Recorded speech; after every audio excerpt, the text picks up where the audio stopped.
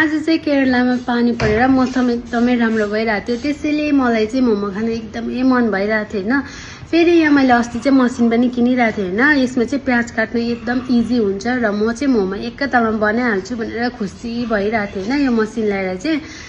त्यसपछि चाहिँ यहाँ म चाहिँ ड्युटीबाट आइसकेको छु। म चाहिँ यहाँ झिङ्गे माछा लिएर आएको छु अनि रुममा आउने बित्तिकै यति बिना काम हुन्छ। रुममा हेर्नु सक्छ कति फैलिरहेको छ होइन। काम उठेकोदेखि रातिसम्म काम बेसी भएर नानीलाई टाइम पनि दिनु पाएको छैन होइन।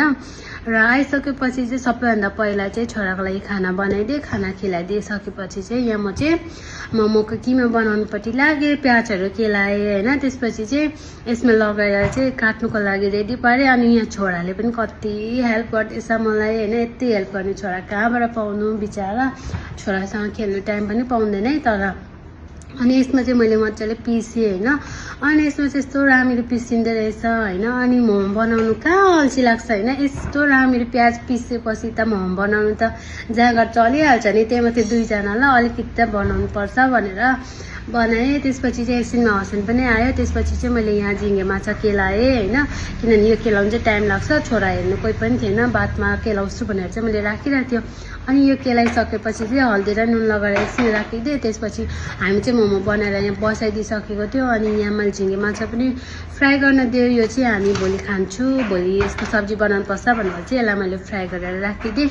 अनि यहाँ चाहिँ हाम्रो मोमो बसाइराखेको थियो होइन। साथीहरू हेर्दा चाहिँ भिडियो नै यति अब कस्तो मजाले नानीसँग भिडियो बनाइछ भन्ने हुन्छ होइन। तर यति भिडियो बनाउनु लागि कति साह्रो परेको हुन्छ त्यो आफूलाई नै थाहा हुन्छ।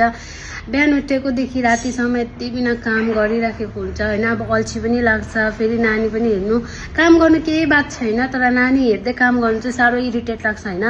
अब कामै गर्नु दिँदैन नि त। त्यही भएर आजकल चाहिँ हस्बेन्ड पनि धेरै इरिटेट भइबस्छ होइन।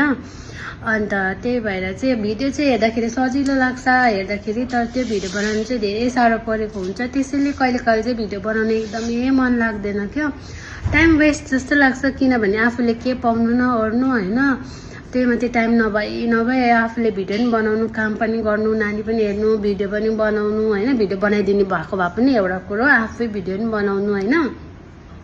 टाइम पनि हुँदैन। अन्त आफूले के पाउने पनि होइन। घरिघरि त मनै मर्छ नि हौ साथीहरू।